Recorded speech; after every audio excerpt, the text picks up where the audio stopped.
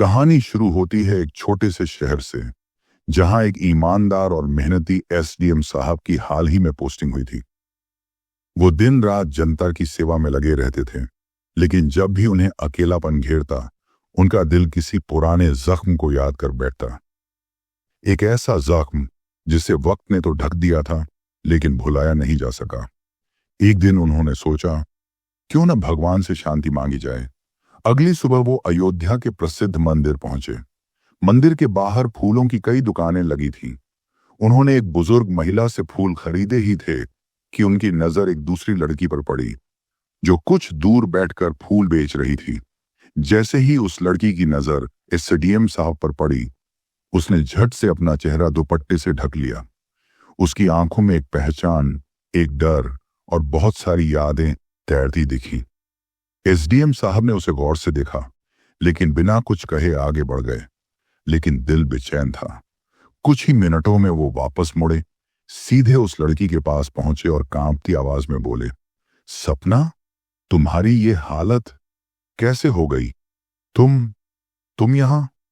वो लड़की कुछ नहीं बोली, सिर्फ आंसू बहाते हुए इधर उधर देखने लगी। अब चलिए कहानी को थोड़ा पीछे ले चलते हैं। ये कहानी है रोहन की, लखीमपुर के एक पढ़े लिखे परिवार का होनहार लड़का। चेहरे पर मासूम मुस्कान, आंखों में बड़े सपने। जब उसने 12वीं पास की तो मम्मी पापा ने उसे एक शानदार कॉलेज में दाखिला दिलवाया। कॉलेज का पहला दिन, और वहीं रोहन की नजर पड़ी नेहा पर। पहली नजर में प्यार हो गया। बड़े बड़े काले बाल, गहरी आंखें और प्यारी सी मुस्कान। 15 दिनों तक रोहन बस उसे देखता रहा। फिर एक दिन हिम्मत करके अपने दिल की बात कह दी, और जवाब में नेहा ने भी मुस्कुराकर कहा, मुझे भी तुमसे प्यार हो गया है। यहीं से शुरू हुई एक प्यारी सी लव स्टोरी। कॉलेज के हर कोने में उनकी कहानियां चलने लगी। साथ पढ़ना, साथ हंसना, साथ सपने बुनना, सब कुछ। फिर आया वो वक्त जब रोहन दिल्ली चला गया पीसीएस की तैयारी करने, और नेहा अपने शहर में रहकर अपने सपनों को आकार देने लगी। दूरियां आईं, लेकिन प्यार नहीं टूटा। रोज फोन पर बातें, एक दूसरे को हौसला देना, साथ सपने देखना। नेहा के पापा की तबीयत बिगड़ गई। इलाज के लिए घर की सारी जमा पूंजी खत्म हो गई। नेहा ने पढ़ाई छोड़ दी, घर संभाला, पापा का इलाज कराया। लेकिन पापा बच ना सके। मां भी बीमार हो गई, और इस सब के बीच नेहा टूटने लगी। उसने रोहन से झूठ बोलना शुरू कर दिया, सिर्फ इसलिए कि रोहन परेशान ना हो। फिर एक दिन रोहन ने पीसीएस पास कर लिया। खुश होकर सबसे पहले नेहा को फोन किया, लेकिन इसके बाद नेहा ने उससे पूरी तरह बात बंद कर दी। रोहन ने बहुत कोशिश की, लेकिन नेहा कहीं नहीं मिली। उसके घर पर ताला, कॉल्स बंद, हर दरवाजा बंद। रोहन टूट चुका था, लेकिन प्यार नहीं टूटा। वो अपनी पोस्टिंग के बाद भी अकेला रहा। कभी शादी नहीं की, सिर्फ इंतजार करता रहा नेहा के लौटने का। और आज, सालों बाद, मंदिर के बाहर फूल बेचती उस लड़की की आंखों में वही पुरानी नेहा की पहचान देखी। जब रोहन ने उसे पहचान लिया तो वो कुछ नहीं बोली, लेकिन आंसू सब कुछ कह रहे थे। रोहन ने जब उसे पास के कैफे में ले जाकर पूछा कि उसने ऐसा क्यों किया, कहां चली गई, तो नेहा ने कहा, रोहन, तुम अफसर बन गए थे।